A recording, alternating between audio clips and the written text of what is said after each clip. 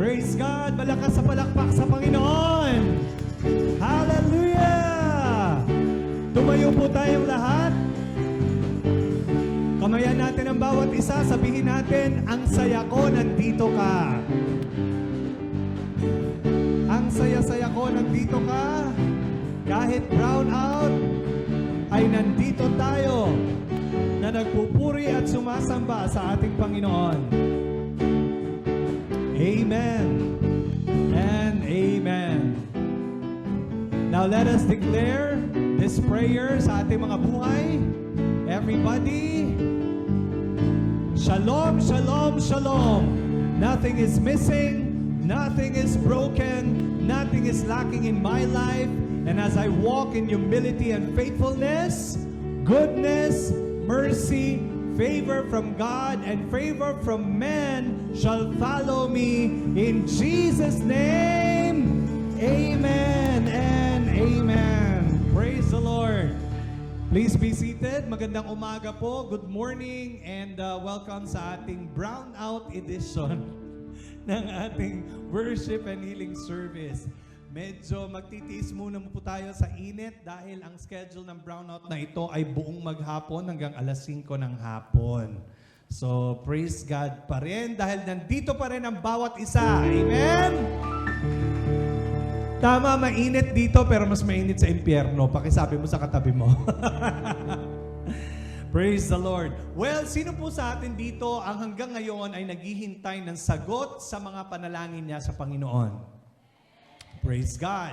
Sino po sa atin dito hanggang ngayon ay talagang nagjo-journey pa rin hanggang maabot niya yung ibinigay na pangarap, ibinigay na visions, ibinigay ng goal sa kanyang buhay? Amen. And sino po sa atin dito hanggang ngayon ay nagpapatuloy sa paglalakad habang hinihintay, nagpapatuloy sa pananampalataya habang hinihintay ang fulfillment, ang katuparan ng pangako ng Diyos sa kanya?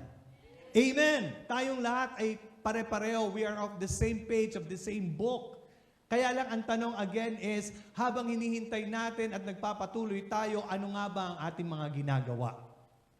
Sabi po ng ating napag-aralan based on our message series about revival, a call to possess the land na sinimulan natin, Leo, sinimulan natin on the first Sunday of August, we need to what? Sana pag-aralan natin ng 2 linggo, kailangan ano ang ating gawin? We need to press on no matter what. Magpatuloy kahit ano man ang mangyari. Kailangan maging matatag tayo sa ating pananampalataya ano man ang mangyari. Amen po ba? Kailangan na maging confident, may tiwala tayo sa Panginoon at sa Kanyang salita. At kailangan na maging matapang tayo sa pagharap sa anumang pagsubok at hamon ng buhay. Amen? Ito yung mga kailangan na napag-aralan natin ng mga pag-uugali or disiplina na dapat ay nasa bawat isa sa atin while naghihintay tayo, while nagpapatuloy tayo sa paglakad sa pananampalataya, while inaabot pa natin ang mga kasagutan ng ating mga prayers, habang inaabot natin yung ating mga goals, God-given visions, at habang inaabot natin ang fulfillment ng mga pangako ng Diyos sa buhay natin. Or in short, while tayo ay tatawid sa ating lupang ipinangako. Amen? Ito ay kailangan. Hindi maaari na wala tayong gawin at maghintay lamang. Dahil kung tayo naghihintay lamang at wala tayong gagawin, walang mangyayari sa ating mga buhay.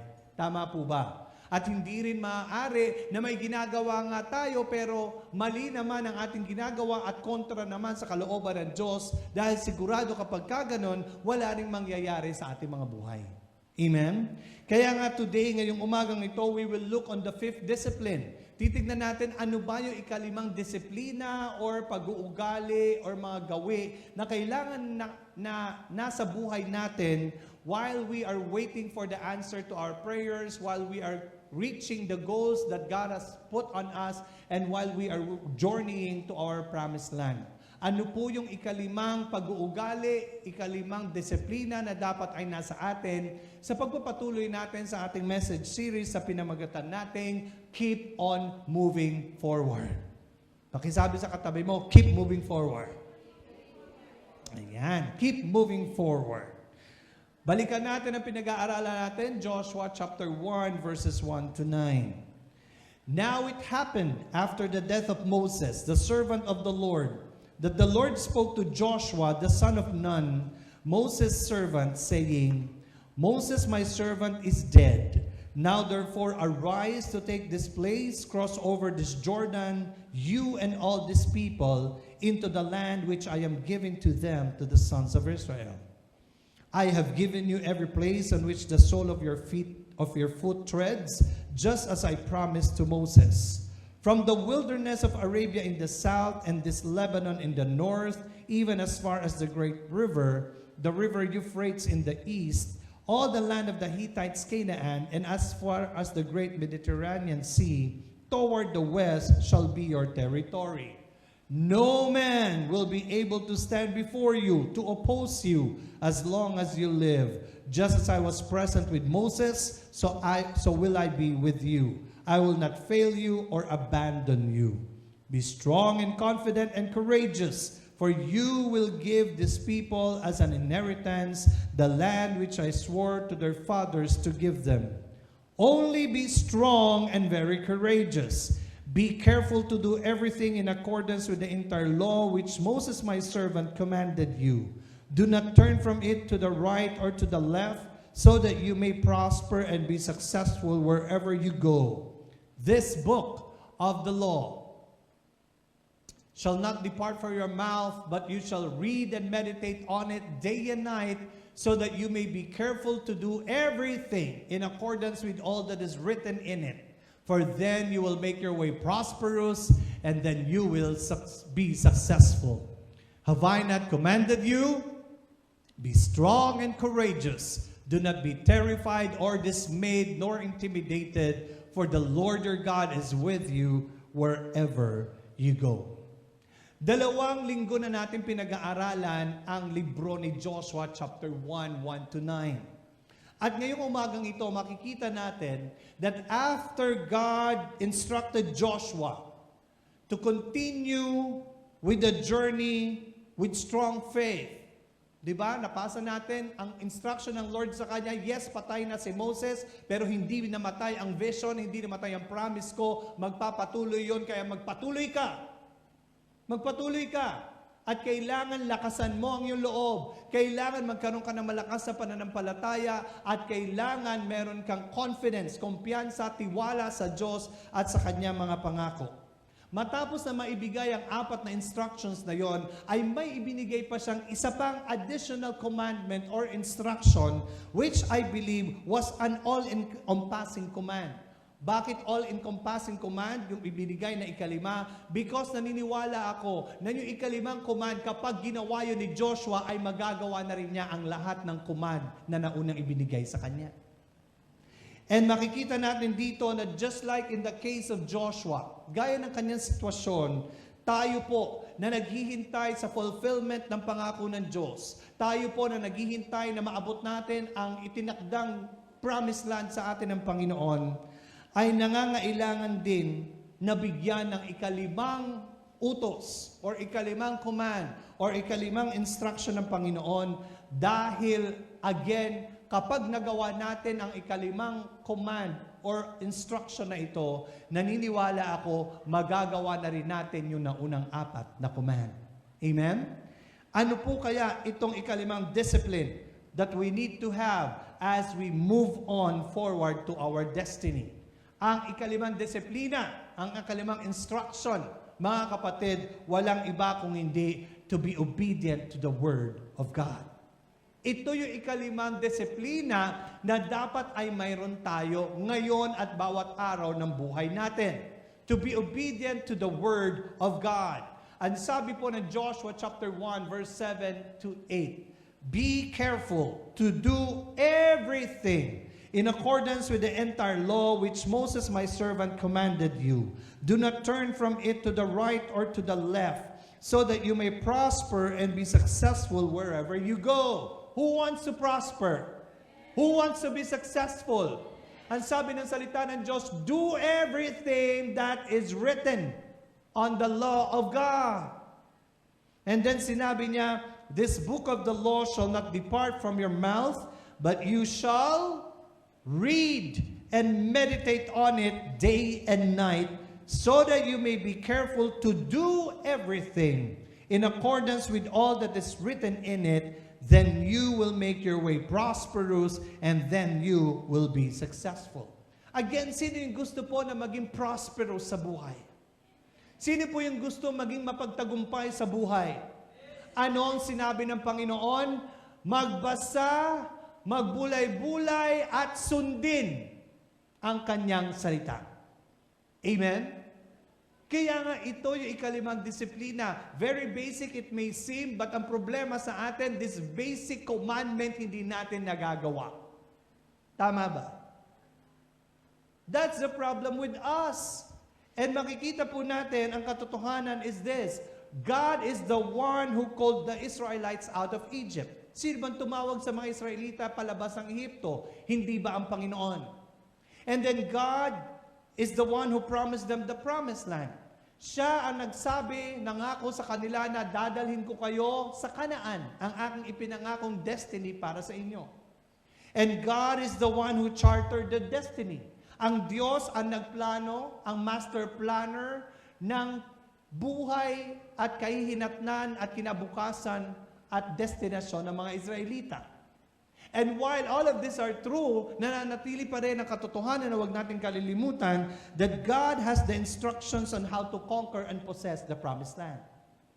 Kung papansinin natin ang kwento ng Israelita, every step of the way, ang Diyos ay may nagbibigay ng instructions, where to go, ano ang gagawin, ano ang plano, ano ang strategy. Amen po ba? Kaya nga po, makikita natin ang katotohanan. Kung gusto ng mga Israelita na talagang maabot nila ang promised land, kung gusto ng mga Israelita na talagang makuha nila ang destiny na galing sa Panginoon, they need to follow the Word of God only.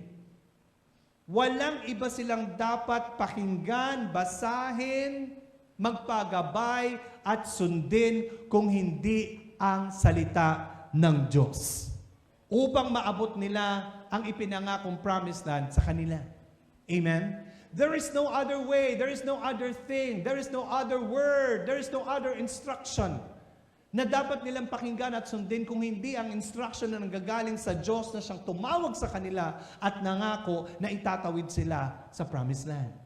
Amen? In the same manner, mga kapatid, pansinin natin ang katotohanan sa panahon pa rin ni Joshua, na alam ng Diyos, there will be a lot of voices, there will be a lot of suggestions, there will be a lot of strategies and instructions na maririnig at matatanggap ni Joshua bilang bagong leader ng Israel. Sigurado yun, maraming lalapit sa kanya ng mga military experts and leaders under ni Moses na magsasabing, dahil ikaw ay bago naming leader, ito ang aming mga suhestyon, ito ang ating mga plano, ito ang ating mga strategies na dapat gawin. And God knows that.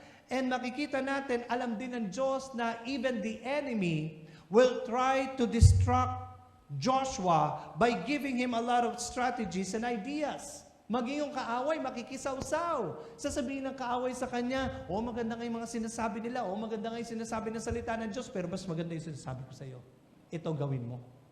No? Kaya nga, because of this truth, ang Panginoon ay nag-command kay Joshua to stay focused only on the Word of God, on the instruction of God.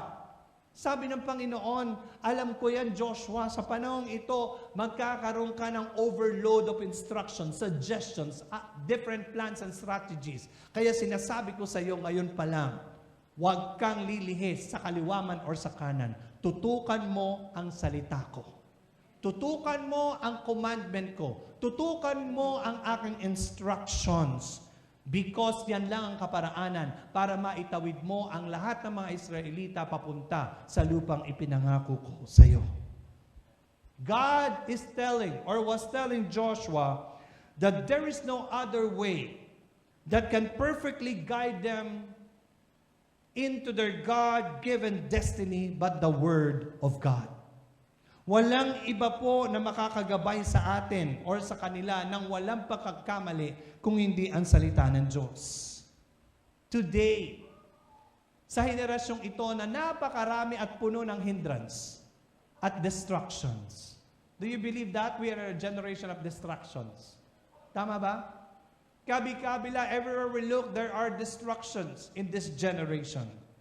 Napakarami pong mga boses ang maririnig natin. Napakarami pong mga so-called experts na mimimit natin at makakausap natin. Napakarami po na mga bago at mga sikat at mga popular na mga ideas and principles. At napakaraming tao magkiklaim na sila ang tama. And nasa kanila ang solusyon. At huwag natin kalilimutan, napakarami pong scammers sa ating panahon.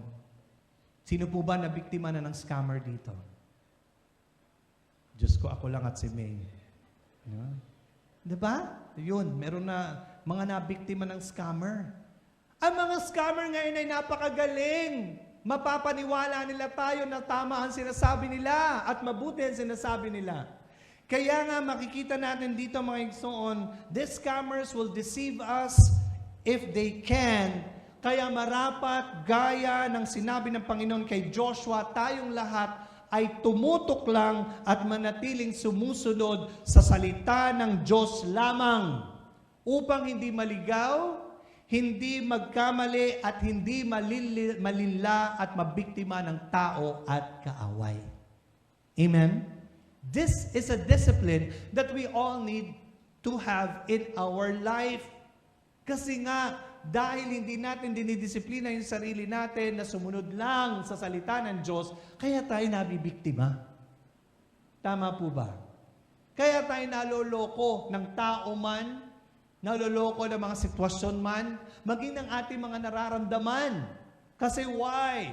It's because we don't have the solid discipline to really obey the Word of God. Ano po ang sinabi ng Psalms 1:1-3? Blessed, fortunate, prosperous, and favored by God is the man who does not walk in the counsel of the wicked, following their advice and examples. Sino po ba sa atin dito ang hanggang ngayon ay humihingi pa ng advice sa mga taong hindi naman alam ang salita ng Diyos? Doon tayo unang lumalapit at sinasabi natin, bigyan mo nga ako ng advice. Natural! Anong ibibigay niyang advice? Hindi naman niya alam ang salita ng Diyos. Amen ba? And then sabi niya, blessed are those who do not stand in the path of sinners, nor sit down to rest in the seat of scoffers or ridiculers. But his delight is in the law of the Lord, and on his law he habitually meditates day and night. And he will be like a tree, firmly planted and fed by streams of water, which yields its fruit in its season. Its leaf does not wither, and in whatever he does, he prospers and comes to maturity. Mga kapatid, this is one of the reasons why we need to discipline ourselves na wala tayong ibang tatakbuhan, wala tayong ibang lalapitan, wala tayong ibang hihinga ng gabay, kung hindi ang salita ng Diyos. Amen? Because pinagpala ang taong may disiplina na nagme-meditate, nagpapagabay at sumusunod sa salita ng Diyos. Amen?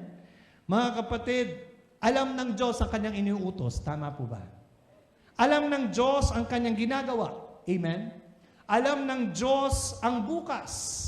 Alam ng Diyos ang lahat ng mangyayari at posibleng mangyayari sa atin. Alam lahat ito ng Panginoon. Kaya nga, wala tayong ibang marapat paniwalaan, sundin, pakinggan, kung hindi ang salita ng Panginoon. God knows us. God knows every detail of our lives. God knows even kung ano yung nasa loob ng isipan at puso natin.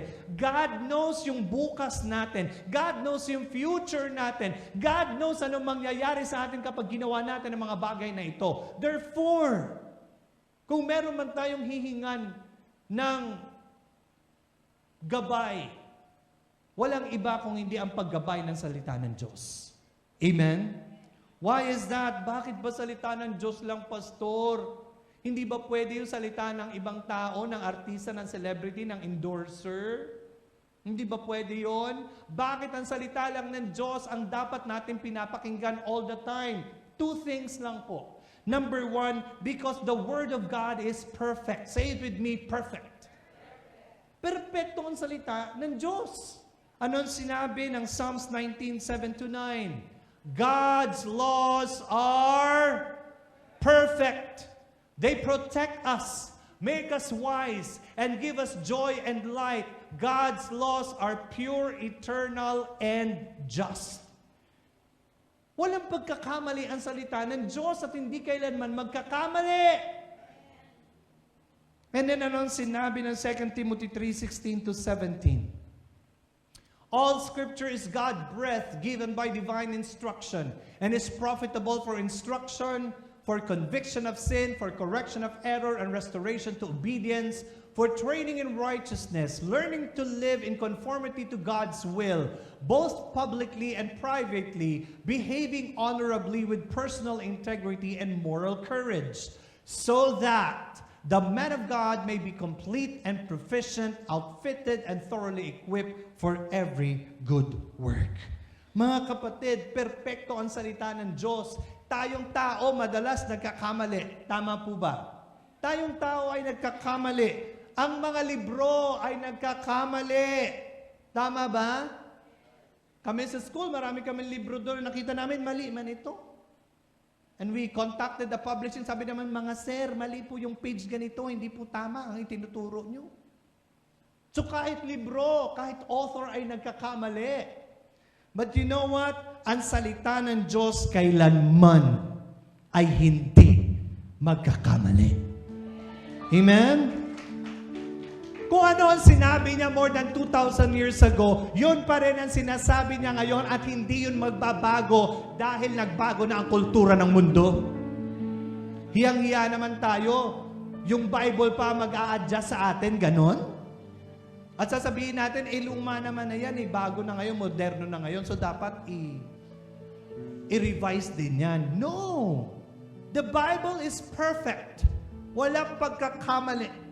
Alam po ba ninyo na more than 40 authors ang nagsulat niyan na hindi pare-parehong nabuhay sa isang henerasyon at hindi nakatira sa isang lugar. And yet, pag binasa natin ang buong Biblia, hindi sila nagkokontradict sa bawat isa. That's how miraculous the Word of God is. That's how perfect the Word of God is.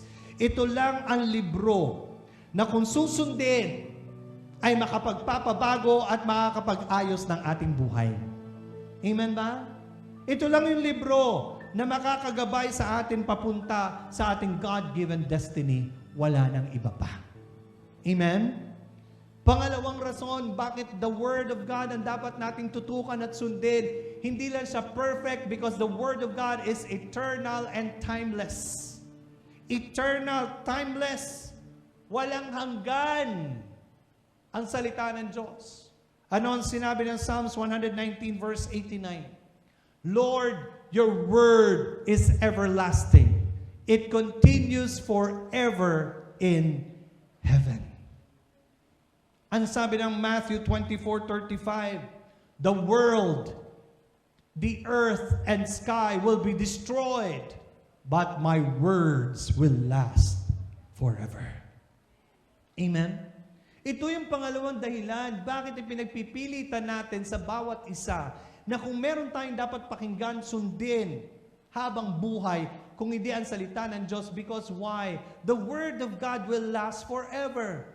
Mawawala ang lahat, masisira ang lahat, madidistract ang lahat, pero ang salita ng Diyos ay hindi. Mga kapatid, tayo at ang bagay sa mundo ay may hangganan. Tama ba? Lahat tayo ay may katapusan. Amen? Ngunit ang salita ng Diyos ay hindi kailanman magbabago at mananatili ito kailanman. Look at the miracle that happened to the Bible. Centuries before, sinunog ang lahat ng scriptures. Tama ba? In the history ng Bible, sinunog lahat yan. Ipinasunog lahat yan. Pero bakit hanggang ngayon ay merong Biblia? Dahil sinunog man lahat, meron pa rin itinago ang Diyos somewhere para ma-preserve ang kanyang salita. At hanggang ngayon ay nagpapatuloy na naririto ang kanyang salita. Amen? In communist countries, bawal ang Biblia, kulong, parusa, kapag nahulihan ka ng may dala ng Biblia. Pero alam nyo ba hanggang ngayon, araw-araw pa rin ang pagpupuslit ng Biblia sa mga communist countries? Walang makakapigil, walang makakaputol sa salita ng Diyos. Come on! Ito ay mananatiling relevant hanggang sa walang hanggan. Again, sinasabi ng marami, irrelevant na ang salita ng Diyos. Luma na yan, old school na yan. Nandito na tayo sa, ano ba ngayon, 21st century or 22nd na? 21st. Nandito na tayo sa 21st century, ang layo-layo na ng pinagsasabi ng Biblia, hindi na yan relevant. Yun ang sabi ng tao. Pero ang katotohanan ay nananatili that the Word of God will remain to be relevant hanggang sa walang hanggan. Ang nakasulat sa salita ng Diyos ay napapanahon noon, nagagamit noon, mananatiling relevant at nagagamit ngayon, at mananatiling relevant at magagamit bukas hanggang sa walang hanggan. Amen? Palakpakan nga po ang atin ng Panginoon. Maging sa mga susunod na henerasyon, kung hanggang ilang henerasyon pa ang aabot. Ngayon, 21st, kung may 22nd man, the Bible will continue to be relevant.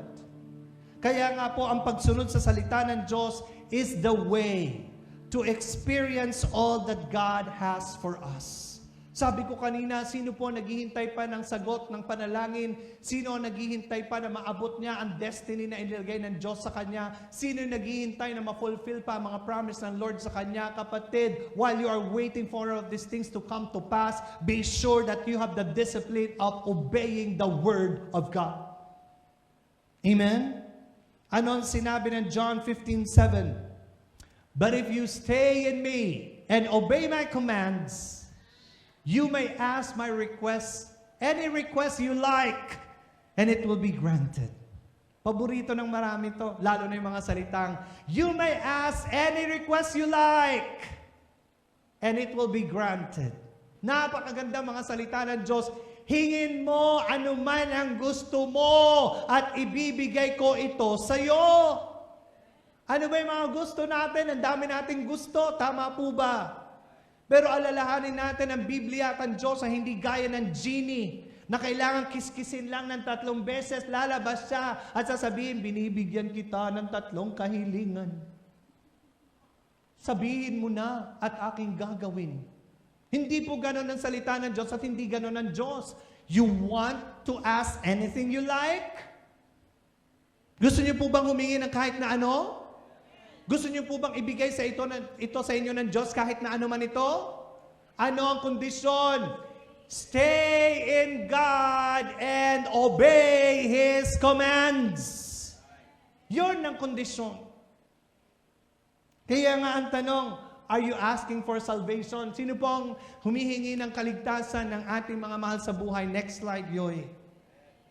Humihingi tayo ng kaligtasan. Ano ang sabi ng salita ng Diyos? Luke 13:3. Unless you repent and change your old way of thinking, turn from your sinful ways and live changed lives, you will all like perish. Humihingi tayo ng kaligtasan. Ang sabi ng salita ng Diyos, magsisi ka sa iyong kasalanan. Humihingi tayo ng kaligtasan. Ang sabi ng salita ng Diyos, magbagong buhay ka. Humihingi tayo ng kaligtasan. Ang sabi ng Diyos, ma-born again ka. Ang ibig sabihin ng born again, magbagong buhay ka. Hindi relihiyon ng born again, hindi simbahan. Ito ay buhay na binago ng Diyos. Kaya nga ang tanong sa bawat isa, born again po ba tayo ngayon? Humihina na talaga. Hindi ko sigurado. Kahapon, sigurado ako eh. Ngayon, born again po ba tayo ngayon? Praise God. Paulit-ulit kung sasabihin sa inyo ito, ang born again experience must be an everyday experience. Hindi ka makumpiyansa na, born again naman ako 10 years ago, 20 years ago, 30 years ago. Praise God. Ang tanong, born again ka pa hanggang ngayon? Hello? Pakitanong mo yung katabi mo, born again ka? Ayun yung tanongin, naiyak kayo? We're asking for salvation. Ano ang sabi ng salita ng Diyos? John 14:6, I am the way, the truth, and the life. The only way to the Father is through me. Ang sabi ng Panginoong Jesus. Ang sabi ng mga tao, sumanib ka sa simbahan at ikaw ay maliligtas. Yun ang sabi ng tao. Pero ang sabi ng salita ng Diyos, manampalataya ka sa Panginoong Jesus na siyang nananatiling iisang daan, iisang katotohanan at iisang buhay. We're asking for salvation. Ang sabi ng John 3:16, God loved the world so much that He gave His only Son so that everyone who believes in Him would not be lost but have eternal life. Ito yung sagot ng Biblia sa lahat na naghahanap ng kaligtasan. Pangalawa, naghahanap tayo ng kapayapaan ng puso at isipan. Sino po naghahanap nito? I think this is one of the most need ng bawat isa sa atin. Yung meron tayong kapayapaan sa puso at isip. Ang sabi ng mundo, uminom ka ng tranquilizers, maligo ka bago matulog.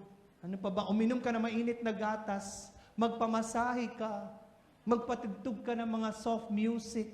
Ano pa? Magkape. Hindi yung magkape, hindi ka makakatulog sa kape. No? Ang daming sinasabi. Pero ano ang sabi ng salita ng Diyos? Gusto mo ng kapayapaan ng puso at isip? Philippians 4:6-7, do not be anxious or worried about anything. Yan yung nakakaano sa atin eh.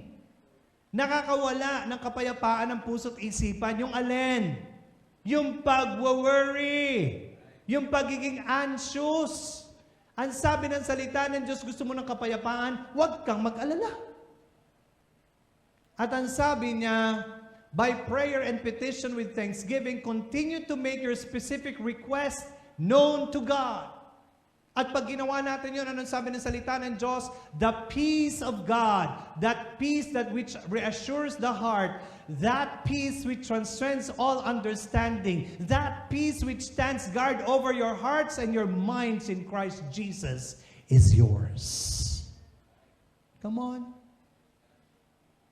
Hindi na po tayo kailangan gumastos para magkaroon ng kapayapaan ng puso at isipan. Amen ba? Hindi na tayo kailangan ipaghele para matulog. Hindi na tayo kailangan mag-yoga at mag-meditation ng kung ano-ano para magkaroon ng kapayapaan ng puso at isipan. You just release all of your worries to God. Amen? Kapatid, sino humihingi ng blessing dito mula sa Panginoon? Kailangan natin everyday blessing to survive this earth, this world. Tama po ba? We're asking for blessings. Ano ang sinabi ng salita ng Diyos? Narinig na natin to kanina, Malakay 3:10. Bring all the tithes into the storehouse so that there may be food in my house, and test me now in this, says the Lord of hosts. If I will not open for you the windows of heaven and pour out for you so great a blessing until there is no more room to receive it. Gusto natin ang siksik, liglig at nag-uumapaw na pagpapala. Ay, ayaw niyo? Ang sabi ng mundo, magtipid. Ang sabi ng mundo, ano pa ang sabi ng mundo? Mag-ipon, mag-invest. Huwag magsoli ng tithes. Naintindihan ka ni Lord. Mag-abroad. Lahat. Green pastures, ang drama ng uban.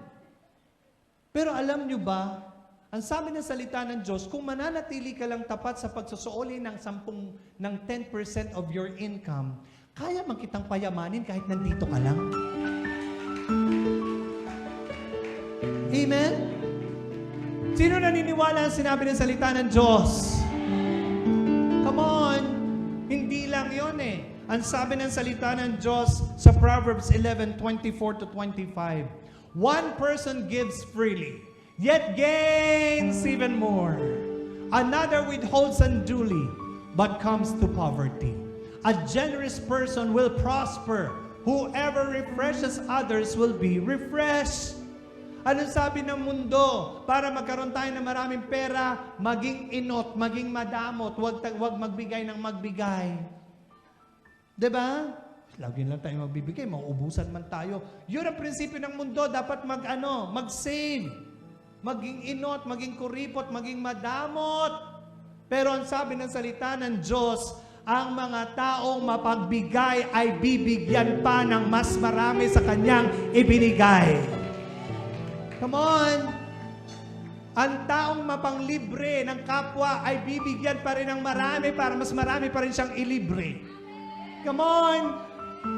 Pero yung mga taong madamot, inot, kuripot, ang sabi ng salita ng Diyos, maghihirap ka. At hindi ka nabibigyan. Kasi meron ka na eh. Tama ba? Remember God, naituro ko na ito minsan matagal na, God is attracted to emptiness.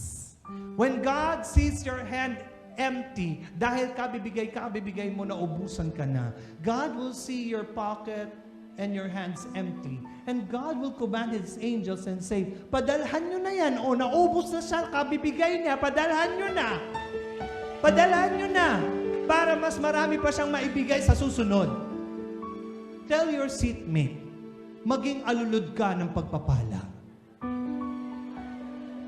Maging channel ka ng pagpapala. Maging sandayong ka ng pagpapala. Amen? Sino ang sandayong dito? Sure mo. Wala palagi ko na ulanan. Praise God. Sino pong humihingi sa atin sa Diyos ng good health?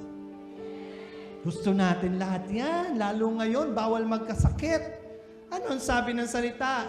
Ano ang sabi ng mga tao para mag-good health? Ha? Of course, mag-exercise, mag-diet. Tama naman, di ba? Tama naman yung sinasabi. Dahil yun din ang sinabi ng salita ng Diyos, sa wakas may tumama. Sabi ng Leviticus 11:147, pag binasa natin yan, naka-outline na dyan mga kapatid, ano ang maganda at mabuting pagkain para sa katawan mo. O kung talaga gusto mo mag-diet, sige. Basahin mo yung Leviticus 11:147. Nandyan yung listahan ng pagkain na mabuti para sa iyong katawan. At huwag ka na mga tuwiran. Kasi nandyan yung baboy. Siguro noon, madumi yung baboy, walang naliligo. Ngayon, pinapaliguan ko man yung baboy. Baboy ay baboy at baboy ay baboy pa rin. Amen ba? Ano ang sabi ng Proverbs 17:22? Gusto mo ng magandang kalusugan, maging masayain ang puso mo. Huwag kang mabigat ang muka, mabigat ang puso. Pakitingin mo nga katabi mo, mabigat ba yung muka? Yung ba nakasimangot palagi? Ang sabi ng salita ng Diyos, gusto mo ng maayos na kalusugan, maging masayahin ka.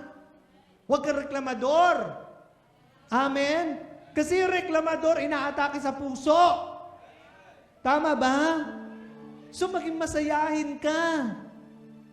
Nalulungkot nga tayo sa kapatid natin na si Julius, di ba? Na namatay bigla, inatake. Tinawagan ako ng asawa, sabi niya, Pastor, patay na po si Julius, heart attack. Ano ba kasi nangyari? Kasi po kagabi nakarnap yung motor niya. Yun, nag-uul na siya, nag-worry na siya, kinabukasan, inatake na siya. Sabi ko, wala talagang magandang may dudulot ang worry. Sabihan mo sa katabi mo, huwag ka kasing warrior. Be a warrior in prayer. Amen? Sabihin mo sa katabi mo, kung meron mang nawala sa'yo, sabihin nga katabi nyo, kung meron mang nawala sa'yo, nawala na talaga. Hindi. Papalitan ng Diyos yan. Amen? Kapatid, anong sabi pa ng salita ng Diyos? 1 Timothy 4:8, mag-exercise. Diba? Gusto natin ng mabuting kalusugan, mag-exercise. Pakitignan nga po natin yung mga tiyan ng mga katabi natin. O, diba? Sabihin mo yung katabi mo, kulang ka sa exercise, kapatid. The Word of God has the answers. Kaya relevant ang salita ng Diyos. That's why kung gusto talaga nating masagot yung ating mga panalangin, gusto nating maabot yung God-given destiny ng bawat isa sa atin, gusto natin na maranasan yung katuparan ng promises ng Lord sa buhay natin, then discipline ourselves in obeying the Word of God. Walang ibang kaparaanan. Obey the Word of God. Luke 11:28, Jesus said, "The people who hear the teaching of God and obey it, they are the ones who have God's blessings." Sinong gusto again ang blessing ng Diyos? Obey the Word of God. Hindi sapat na nakikinig lang tayo. Hindi sapat na nagbabasa lang tayo. Hindi sapat na nagsusulat lang tayo at gumagawa ng devotion. The most important thing is that we obey the Word of God, because when we obey, it will unlock the windows of heaven and pour to you a blessing that you cannot contain. Amen? Hindi enough na nag-aamen-amen tayo at sasabi, ang ganda, no? Ang galing, tama nga. Hindi enough yon. Once sinabi mo na tama, yes, amen, then ano ang susunod? Gawin mo. Gawin mo. Because sa paggawa at pagsunod, dun lang ma-unlock ang power of the Word of God. God's Word is powerful, pero kung hindi mo gagawin, walang kapangyarihan ang dadaloy sa buhay mo. Amen? Isaiah 1:19, "If you are willing and obedient, you shall eat the good of the land." Mga kapatid, the blessings of God ay para sa atin. Hindi kayo naniniwala? Ang pagpapala ng Diyos ay para sa atin. Ang langit ay para sa atin. Ang maayos na kinabukasan ay para sa atin. Ang kapayapaan ay para sa atin. Ang kaligayahan ay para sa atin. Ang kaligtasan ay para sa atin if we fully obey the Word of God. Kaya nga sa umaga pong ito, let's revive ourselves. Gisingin na natin sarili natin mula sa pagkakatulog-tulog natin sa pananampalataya. Umalis na tayo sa pagiging matigas ng ulo natin at yung magbuot-buot. Say magbuot-buot sa Tagalog. Magdesisyon ng para sa kanyang sarili. Pagiging makasarili. Umalis na tayo doon sa willful disobedience, lalo na sa selective obedience. Marami sa atin ganito. Nagbabasa ng salita ng Diyos, pag type niyan sundin, susundin niya. Pag hindi niya type, hindi niya susundin. Tama ba? May kausap po ba ako dito? Amen. Umalis na po tayo doon and discipline ourselves in fully obeying God in order to possess our promised land, God's given destiny. Again, ang langit ay para sa iyo at sa akin. Kung gusto natin ang langit sa buhay na ito at langit sa susunod na buhay, disiplinahin natin ating mga sarili na sundin ang salita ng Diyos. Our prayer for everybody today ay mabuhay tayo ng may katapatan at may buong pusong pagsunod sa salita ng ating Panginoon. Amen? Palakpakan natin ng Diyos. Tumayo po tayong lahat.